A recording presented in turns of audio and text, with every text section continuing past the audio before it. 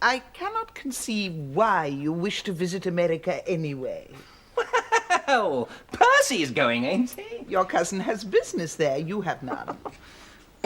To sue a railway will surely take time, Percy. It may not be necessary to sue. My clients would be happy to settle. That is what I go to investigate. And you, James, what do you go to investigate? I go for the lark, Mother, and for the further observation of humanity. Bear in mind, please, that humanity of the American variety will also be observing you, especially the young women. Oh, Mother. I hear the American girls are extremely forward. Isn't that so, Captain Littledale? Well, they're certainly more free than an English girl. Free. Why is it that this generation will never use a hard word when a soft one will do? For free you may read loose and bold and predatory, put an English marquis down in their midst. Oh, fiddlesticks, Mother. I'm sure that they are the best-hearted people in the world. Percy, I look to you. You are older than my son. You are certainly wiser. Keep him within bounds. And who, pray, will keep Percy within bounds? That's slander, Julia. I would be very happy to think so. And then consider your happiness assured. Our American cousins are not to be tested. How do you know? You've never met any. In any event, the question was not about me, but about James. I'm sure he won't need my chaperonage. Be that as it may, I want your promise, James, that you will write to me. Oh, Mother! Once a week. What? The whole of the time that you are there. Once a week? I should have thought it was the very least a mother could ask. Oh, very well. I shall see you in the morning before you leave. Mother? No, Grace. Grace. Julia. Lady Julia. A little drop more brandy for anyone. Thank you, no. I have an early appointment tomorrow before we go. And I'll just write the letter I promised, then I must go too. Westgate's a capital fellow. Tremendously hospitable. And he knows everyone in New York. Trust him to put you into circulation. Oh, he's got a tremendously pretty wife, too. I shall write a whole lot of lies about you, so you should be well received. It's a rum-looking place, New York. It's very odd. All that chocolate-coloured stone and white marble. But it is so beastly hot. New York's on a low latitude. It's a southern city by our standards. I dare say. I do wish J.L. Westgate would put in an appearance. He won't be long. Our hotel restaurant last night. Open to the street and all that. It was rather like Paris. There's mainly the French waiters. Why don't they have French waiters in London? I say, imagine a French waiter at a club. You know, in Paris, I'm rather apt to dine at a place where they have an English waiter. And they always set this English waiter at me. I suppose they think I can't speak French. No more you can. I say, Percy, those girls on Fifth Avenue last evening, they're sitting right on their doorsteps like that in their white dresses, calling across to each Now, other. they weren't the first families, you know. The first families get out of New York for the summer. Well, I know they weren't the first families. Well, what about it, then? Well, it's just that one had the impression that if one were to have wished them good evening... We must not begin by making mistakes. They were perfectly respectable young ladies. You really must get used to the American style, my dear chap. No, but the fellow on the boat told us. Well, you know he told us. Well, never mind what he told us.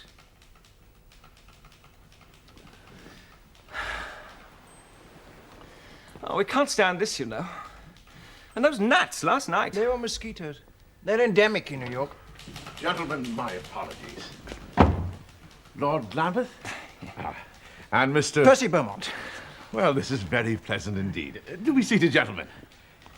How are you standing up to the heat? Well, I can't say we like it. It was very hot when Captain Littledale was here. He did nothing but drink sherry cobblers. Would you care for one? No, thank you. No. He mentions some doubt here whether I shall remember him. As if I could ever forget making 6 sherry cobblers in a row for him one day in the space of 20 minutes. Well, how is the captain? He's well. He has the best memories of you. I'm always glad to see your countrymen. A friend of mine was just saying a day or two ago, it's time for the watermelons and the Englishmen. Yes, well, the watermelons and the Englishmen just now are about the same thing. Just have to put you on ice as we do the melons. Where are you staying? No, thank you. At the Hanover, I think they call it. Yeah, pretty comfortable. Oh, it seems a capital place. No, thanks. Can't say we like the gnats, though. Oh, of course, you wouldn't like the gnats. We can expect you to like a great many things over here. but we shan't insist on your liking the gnats. Well, now, are you going to make something of your stay while you're over here? No, not really. My cousin here came over on some business or other, and I just came across at an hour's notice for the lark. Oh, what business is that, Mr. Beaumont? Well, I'm by way of being a barrister. And I know some people over here who think of bringing a suit against one of your railways. They asked me to come over and take measures accordingly. Which of our railroads? The Tennessee Central. I'm very sorry to hear you're going to attack one of our sacred institutions. Anyway, I didn't think you Englishmen ever did any work in the upper classes. Oh, we do a lot of work, don't we, Lambeth? Well, I've certainly got to be back home by the 12th of August. Ah, is that for the hunting or is it the fishing? It's the shooting, actually. Well, I can see you both have very serious matters afoot. You better enjoy yourselves first. I certainly couldn't work in this weather anyway. Well, leave that to us natives. I'll have a word with the Tennessee Central, and we'll see if we can't square things up. In the meantime, you're to consider yourselves my property. You know, it's a matter of national pride with me that all Englishmen are to have a good time. So you're to go forth into the cool. You're to go down to stay with my wife. We should be very happy. It's what you would call a watering place. You'll see what it is. It's cool, and that's the principal thing. Oh, yes. Half of New York goes there in the summertime. I have a house there that's always full of guests. Now, I'd be very obliged to you if you just put yourselves in my wife's hands. Now, it perhaps isn't for me to say, but you couldn't be in better hands. And those of her sisters who are staying with her. She's very fond of Englishmen. She thinks there's nothing like them. Your wife or her sister? Oh, no. My wife. I don't suppose her sister knows much about them. She's always had a very quiet life. She lived in Boston. Oh, that I believe is the most intellectual town. Oh, I say, we must go there. Wait till the great heater's over, Lord Lambeth. It's not the temperature for intellectual exercise. You know, in Boston, you have to pass an examination at the city limits. And when you come away, they give you a degree.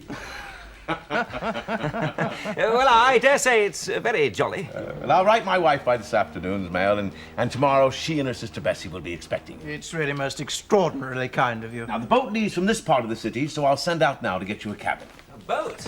Well, I say. If you'll call for me here at 4:30 this afternoon, I'll go with you to see that you get on board. And then in a few days, I'll join you down in Newport, see how you're getting on. Well, gentlemen, it's a great pleasure having you both here. Till this afternoon, then. Thanks.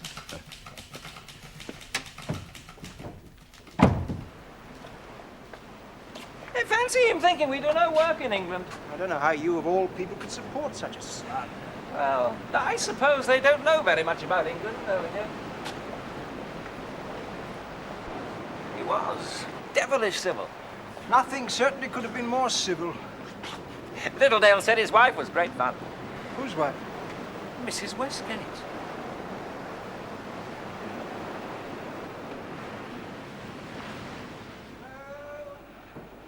Hello? You must be Lord Lambeth. And Mr. Beaumont, we have been expecting you. I'm Mrs. Westgate. How do you do? How do you do? How do you do? And this is my sister, Miss Bessie Alden. How do you do? How do you do? Frightfully sorry to invade you like this. Yes, it was all the doors and windows being opened, you see. We couldn't decide which was the front door. Oh, please don't concern yourselves. This is open house. I really couldn't tell you where the front door is myself. Oh, my husband's letter made me really anxious for you. He said you were so terribly frustrated. Oh, yes. Well, the heat in New York did rather knock us out, but we feel wonderfully better. Yes, we had a refreshing voyage down here. And a marvellous little walk from the boat. All those smart little villas with their jolly lawns and flower beds and spanking gravel drives. Yes, and the ladies in their pretty dresses and veils, driving about all over the shop in their smart little carts. Oh, Newport is the preserve of the ladies. All the husbands and fathers are in New York making money. Are your things at the dock? Yes. I'll send for them presently. Come and meet some of the others, Mr. Beaumont.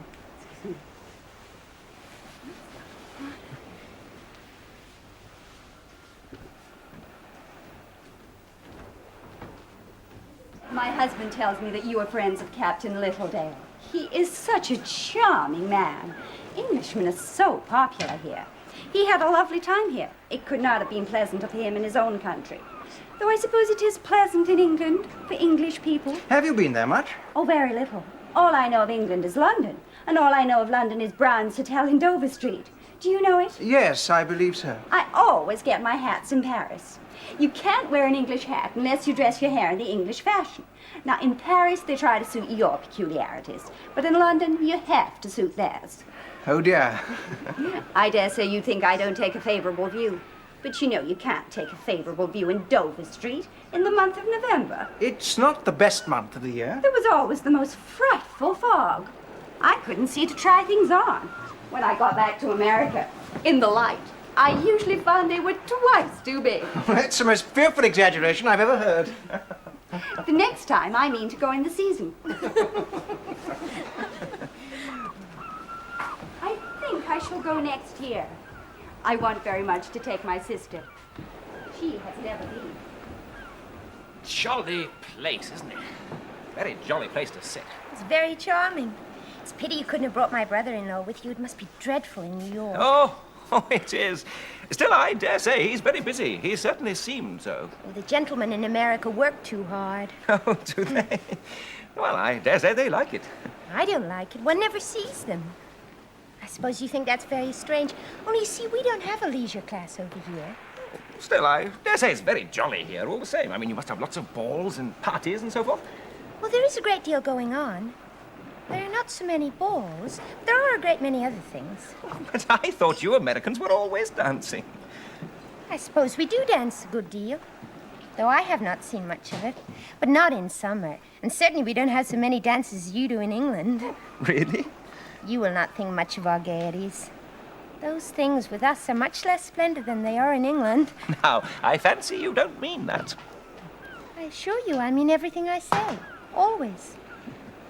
Certainly, from what I have read in English novels, it is very different. Ah, now, you must not go by the novels. You know, those things are very often described by chaps who know nothing about it. Now, you must not go by the novels. But I must go by them. When I read Thackeray and George Eliot, how could I not go by them? Ah, well, Thackeray and Eliot, I've not read much of them. Don't you suppose they know about society?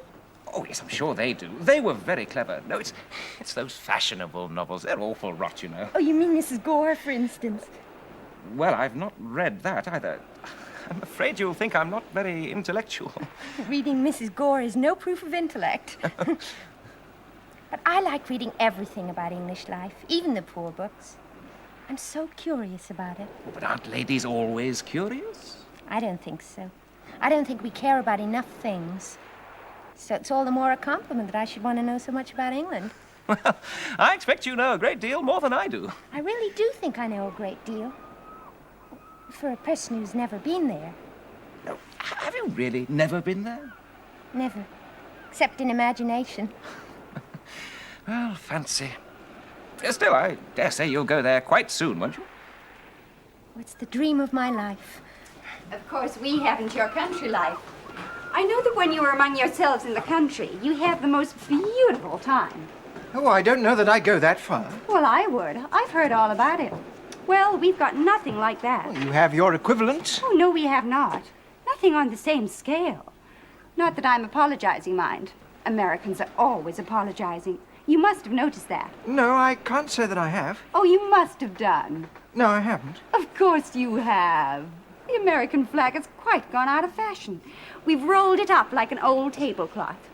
Why should we apologize? The English never apologize. So I must say, your sister seems to know a great deal about Englishmen. Well, my sister and I are very different persons. She's been in England several times. She's known a great many English people. Oh, but you must have met some too, surely. I don't think I've ever spoken to one before. You're the first Englishman I have ever talked with. Oh, well, I'm sorry I'm not a better specimen. You must remember you're only the beginning. Oh, dear. Perhaps I shall go to England next year. I want to immensely. My sister Kitty's going to Europe and she's asked me to go with her. Oh, well, now you must come in July. Now, that's when there's most going on. I don't think I can wait till July.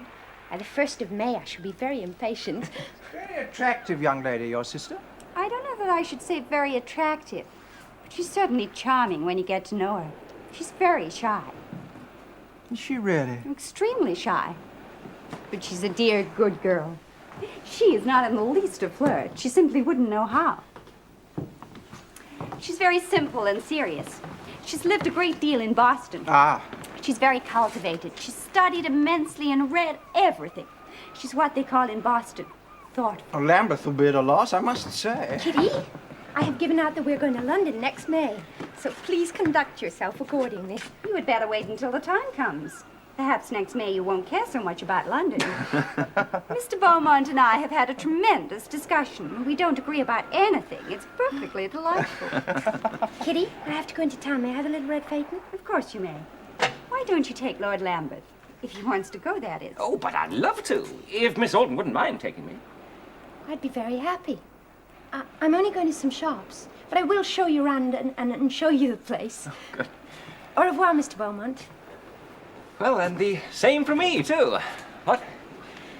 An American woman who respects herself must buy something every day of her life. If she cannot do it herself, she must send out some member of the family for the purpose. So, Bessie goes forth to fulfill my mission. I'm sure she must have missions of her own.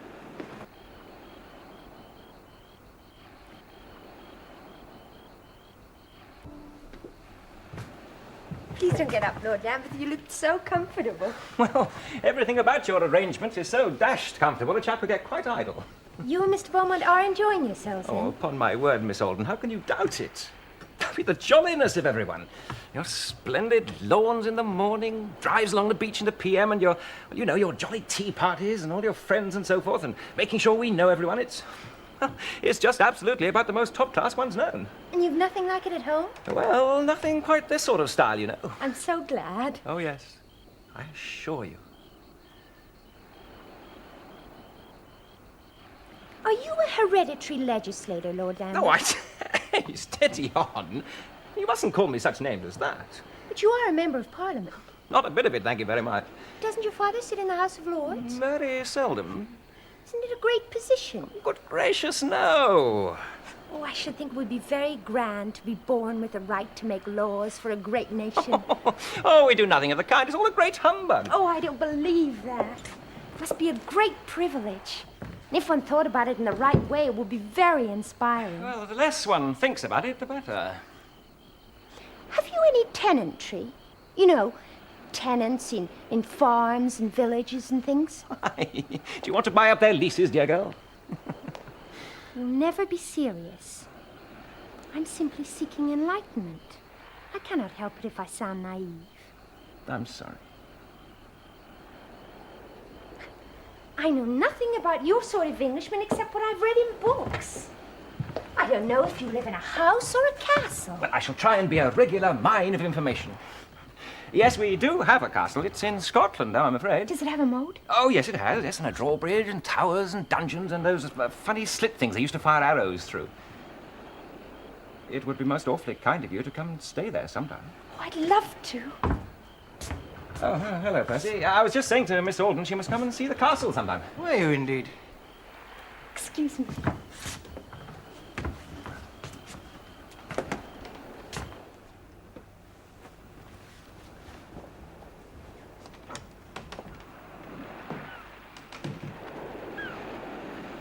Mr. Beaumont, please tell me about Lord Lambeth's family. How would you say it in England? His position. His position? His rank, or whatever you call it. Unfortunately, we don't have that book, The Peerage, over here, like in Thackeray. Oh, that's a great pity. You'd find it all set forth there so much better than I could do it. He is a great noble, though. Oh, yes, he's a great noble.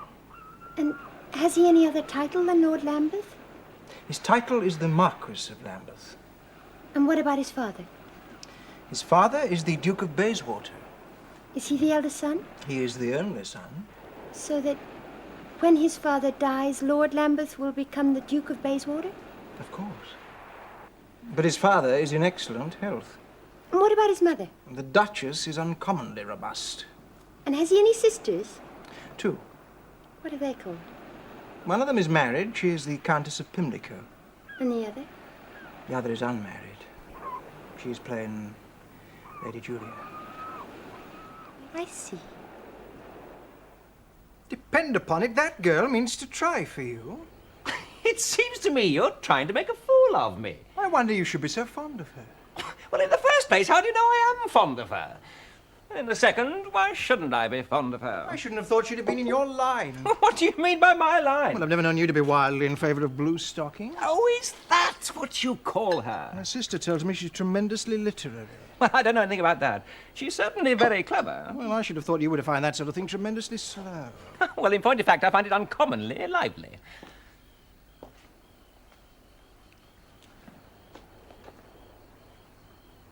Have you written to your mother, by the way? What?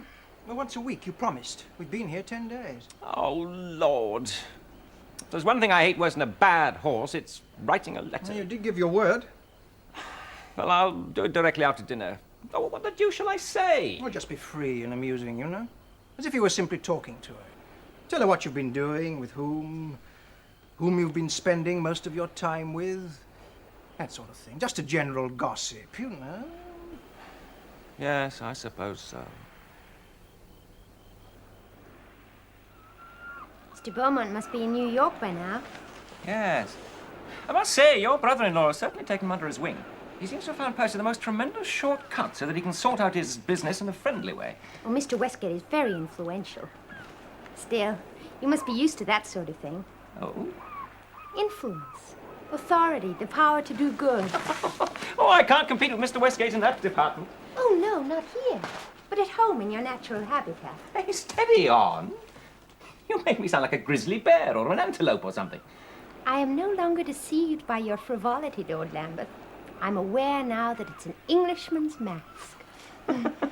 Well, I am glad at any rate, Miss Alden, that you don't wear a mask. That would be a very great pity.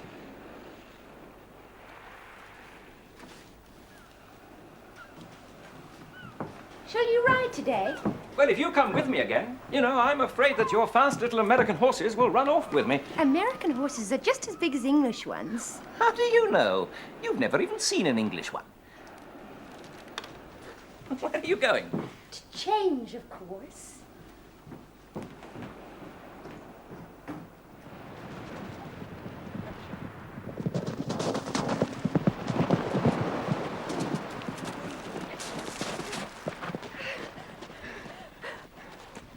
Where do you ride in London? Richmond Park. Near Ladder-style Gate is a very jolly ride.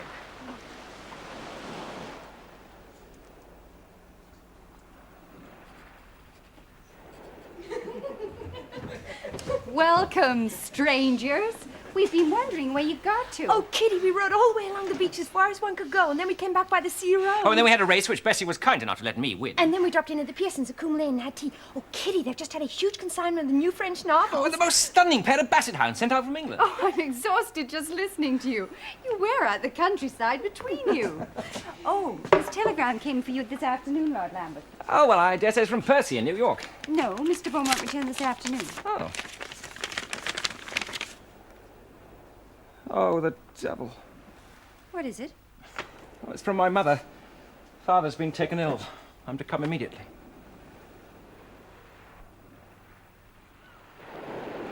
Oh, it's too bad, Bessie. Could have stayed forever. I needn't assure you that if you do come to London next year, I expect to be the first person you inform of it. Oh, if we do come to London, I should think you would hear of it.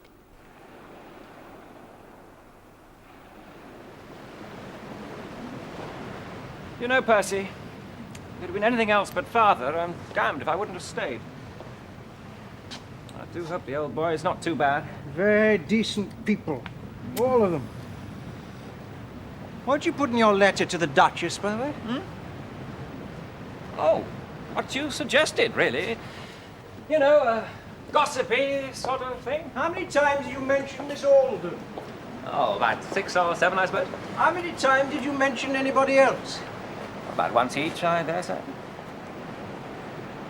I wouldn't worry too much about your father's state of health. Oh, I say. You are a sly dog, Beaumont. I don't know what you're talking about. Yes, you do. You knew very well that I give myself in away in a letter. That's why you made me write Oh, it. so you do admit there was something to give away between you and that little American girl? I'm interested in her, yes. Very much so. But what my letter singularly failed to point out, and it's a pity because it could have saved everyone a lot of bother, is that she's not the slightest bit interested in me. Oh, my dear fellow. They're very far gone. I must say, Percy, you didn't look after him frightfully well. Who is this Miss Bessie Alden that he maunders on about? Oh, a charming little thing. A Boston-educated girl. The Americans fancy she has the English style. Do they? And how involved was Lambeth? Not very, I think. America, for some Englishmen, has the same effect as being upon board ship. Liaisons spring up which are quite fierce at the time, but they cannot survive the touch of dry land or England. And this is in that category, you think? Give him a winter's hard hunting. He'll have forgotten all about her by the time she comes over. She means to follow him, then? She plans to come over with her sister next May. Does she?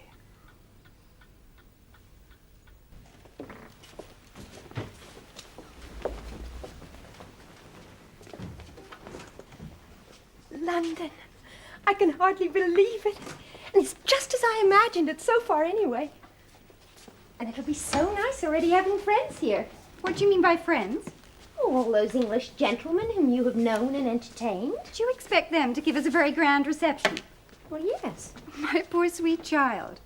Kitty, don't be such an elder sister. What have I said that's so silly? You're a little too simple. Just a little. It is very becoming, but it does please people at your expense. Well, I'm certainly too simple to understand you. Shall I tell you a story? If you would be so good. That is what they do to amuse simple people. Did you ever hear of the Duke of Green Arran? I think not. Well, it's no matter. It's a proof of my simplicity. The Duke of Green Arran is what they call in England a great swell. And some 5 years ago, he came to New York with the Butterworths. They did everything in the world for him. They gave him a dozen dinner parties and balls, and were the means of his being invited to 50 more. He had a beautiful time, and they parted the best of friends in the world. 2 years elapse, and the Butterworths come to London. The first thing they see in all the papers is that the Duke of Green Arran has arrived in town for the season. They wait a little, and then Mr. Butterworth, as polite as ever, goes and leaves a card. They wait a little more. The visit is not returned. The Butterworths see a lot of other people and put down the Duke of Green Arran as a rude, ungrateful man and forget all about him. One fine day, they go to Ascot races, and there they meet him, face to face.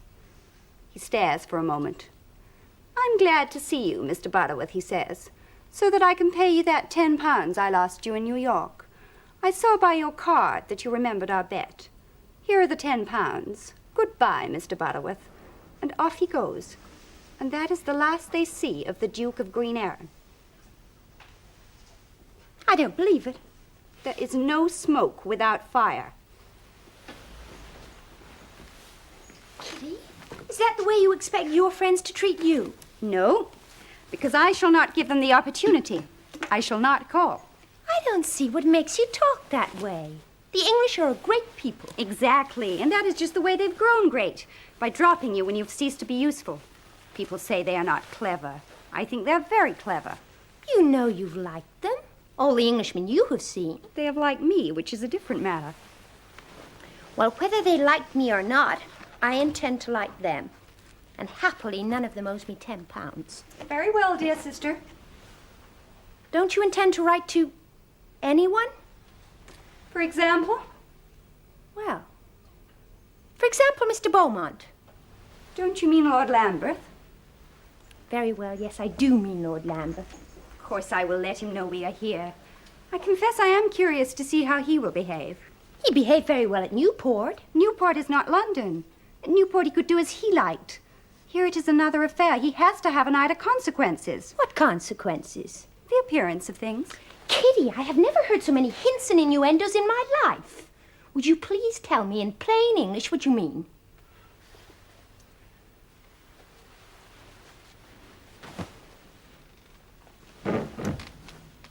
It will be said of you that you have come after Lord Lambeth, that you pursue him. But I have. I do. Bessie, young ladies do not blithely admit that kind of thing. Not even in America. Not even today. I shall not go shouting it along Piccadilly, if that's what you mean. But Lord Lambeth means a great deal to me. I see no reason to conceal it from you. Bessie, I do not wish you to get too involved in English society. Why? You will see why. Shall you write or not? I will not write. That is to risk too much. I shall simply have my card sent in. If he thinks you have followed him, he will not come.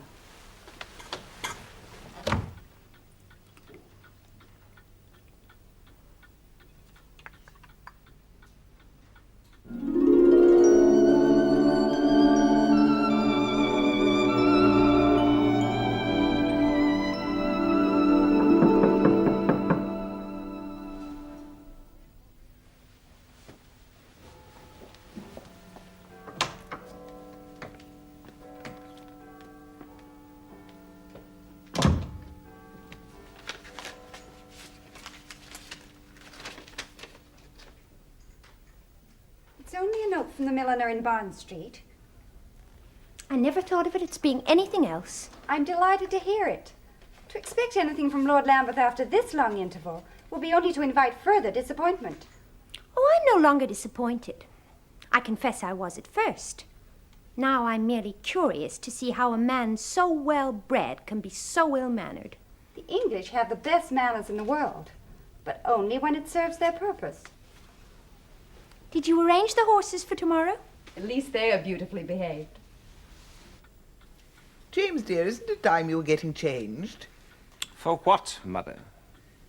Well, there are plenty of things on tonight. I wonder you're not going to one of them. Look, I am perfectly well as I am. I don't always have to be jostling in a crowd, you know.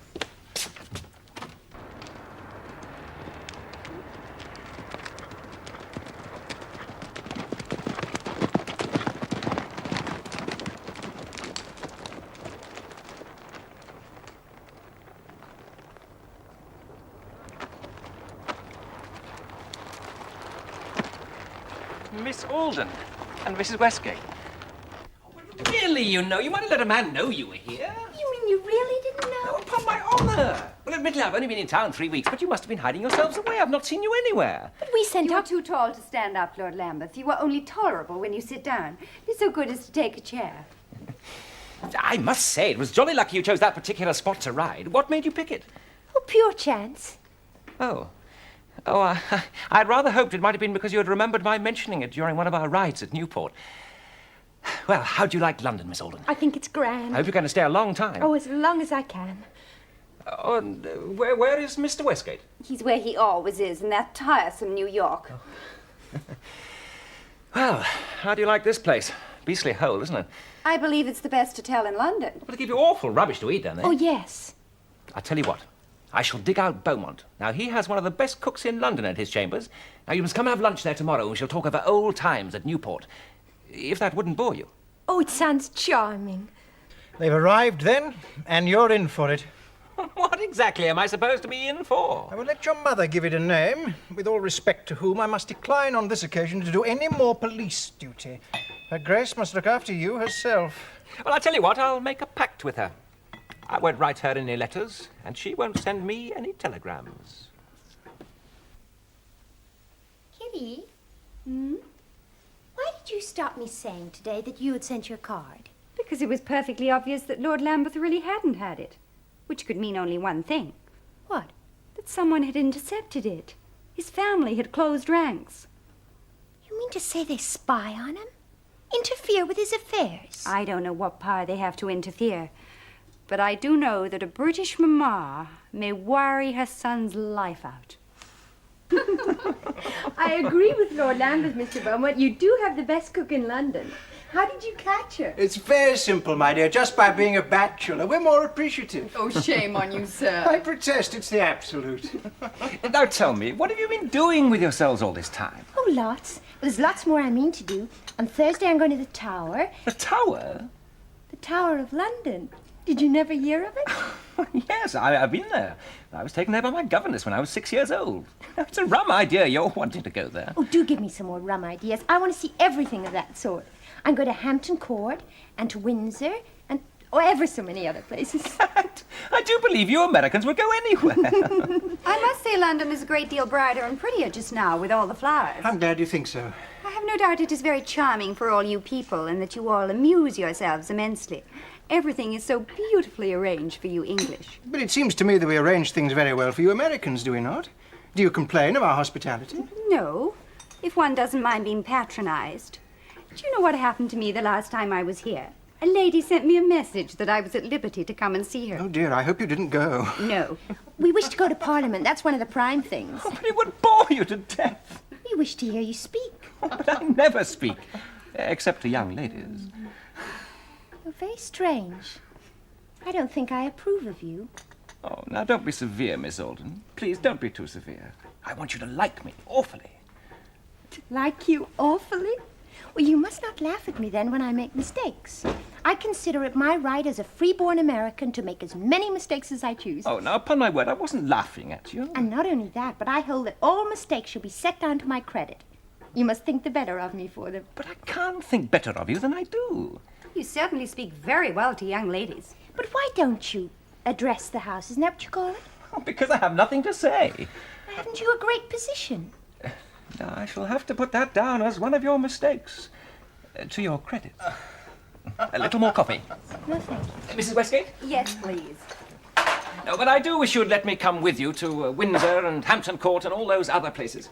Well, we'd be very happy to accept your company, sir. And, of course, I shall be delighted to show you the Houses of Parliament. Someday that suits you. There are lots of things I want to do for you. I want you both to have a splendid time. Thank you. And then I should like very much to present some of my friends to you, if that wouldn't bore you.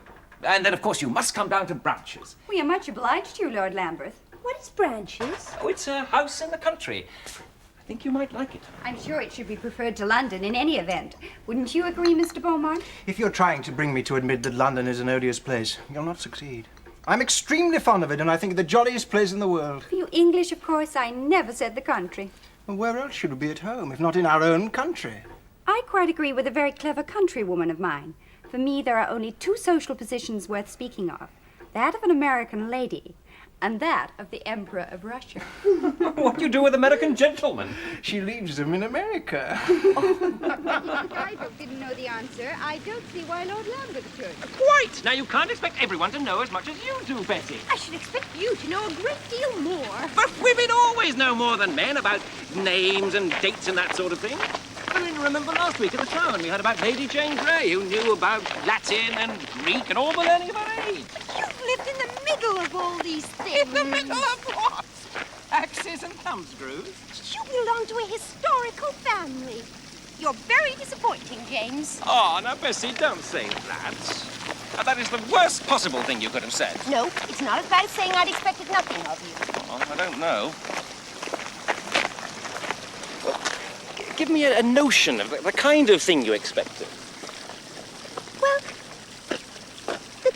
you would be more like what I should try to be in your place. Ah, my place. Bessie, you're always talking about my place.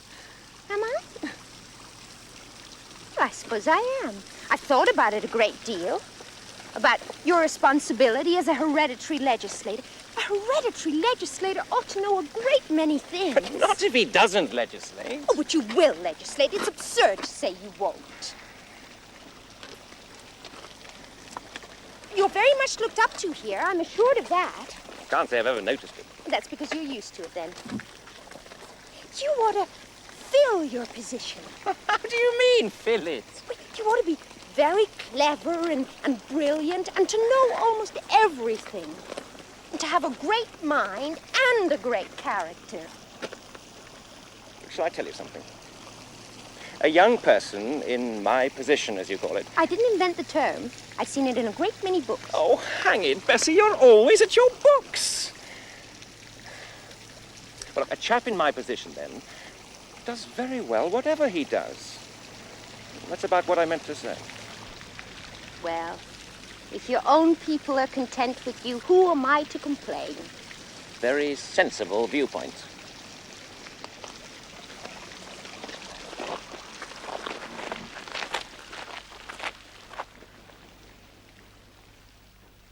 Your mother asks me every time I see her if you're lost. It's rather embarrassing. Why, then, do you go to see her? I do not go to see her, I go to see Julia. Every time I turn up, your mamma pounces. I'm hanged if I'll stop seeing your sister for fear of meeting your mother. What do you tell them when they quiz you about Bessie and me? I tell them that I know nothing about it. Oh, that's devilish considerate of you, Beaumont. You know, they never question me. Does your mother quiz you, pray, about Julia? No, but her reticence is a different source.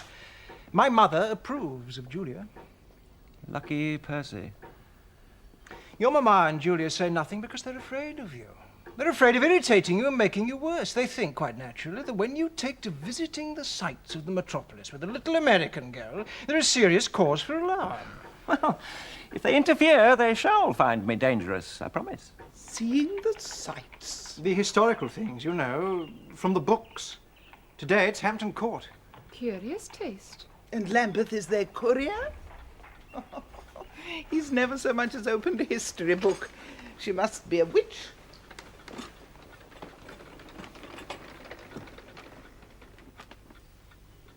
He has asked me to call on her, but I shan't go. James? At your service, ma'am. Well, it's been very kind of you to introduce me and Kitty to so many of your friends. Why are there no intellectual people?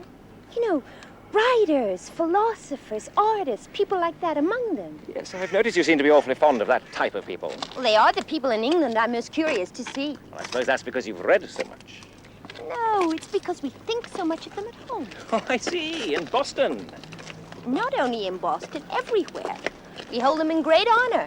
They go to the best dinner parties. Well, I dare say you're right. I just don't seem to know very many of them. It's a pity you don't. It might do you good. Well, I dare say it might. I must say I don't like the looks of some of them. Most of them are charming. I've talked to 2 or 3 of them, and I've always found they had a sort of fawning manner. Well, why should they fawn? I'm sure I don't know why, indeed. Maybe you only thought so. Well, that's the type of thing that can't be proved. In America, they don't fawn. Ah, well then, they must be better company.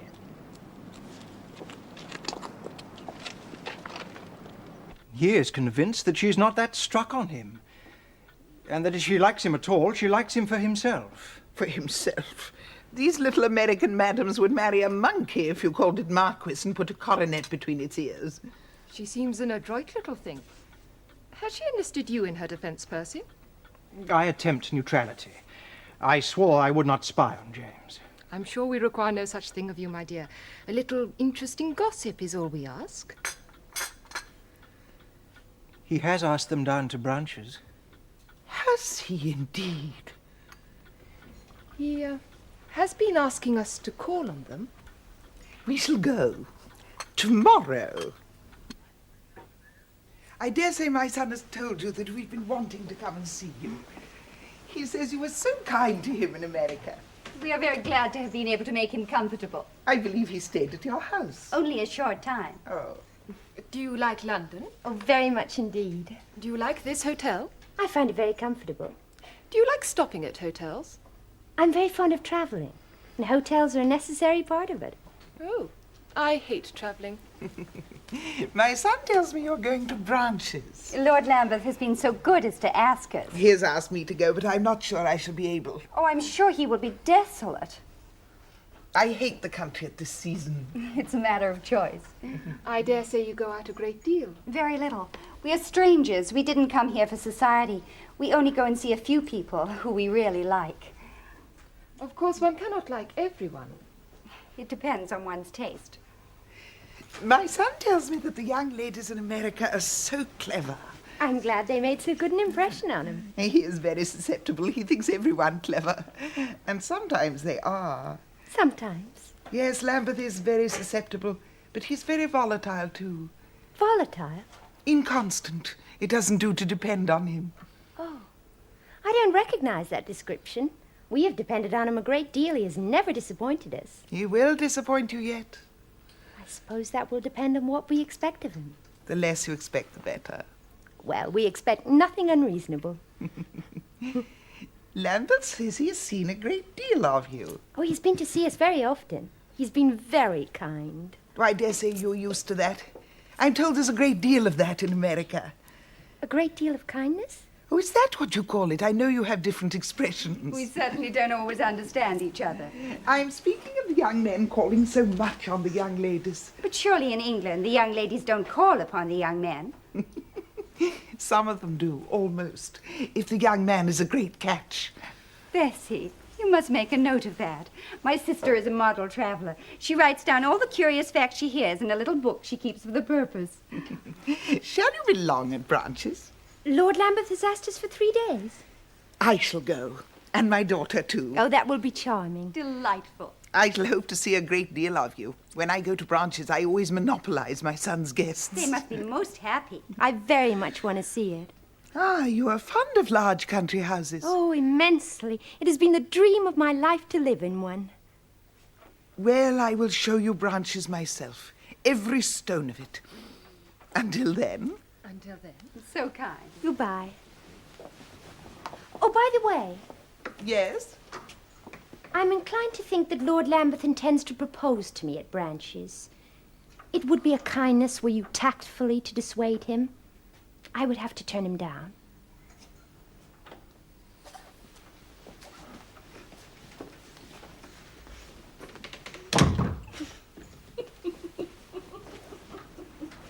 Oh, did you see their faces?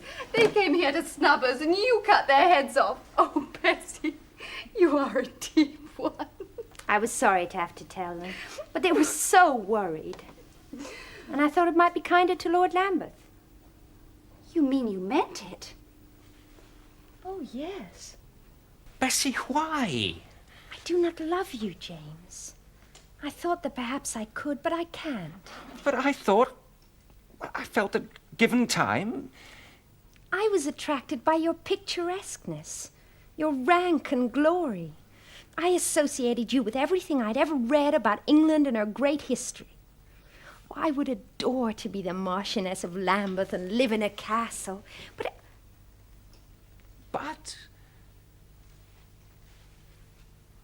Well, I find that I have a higher conception of what it means to be an aristocrat than you have.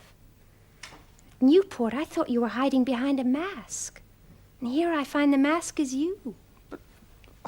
All those criticisms, I thought that was gammon. I thought you were pulling my leg. I told you once I meant everything I said. I always do. Oh, you're a dear good man.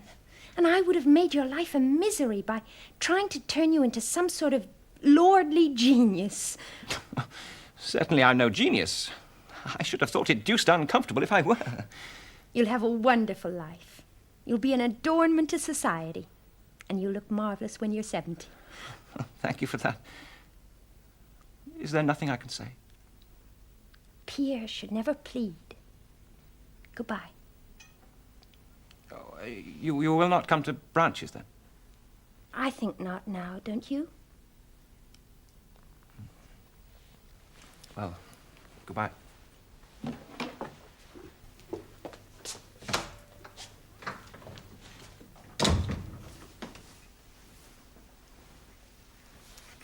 Seems a pity. Didn't you like him just a little bit? Oh, yes, very much. Well, then.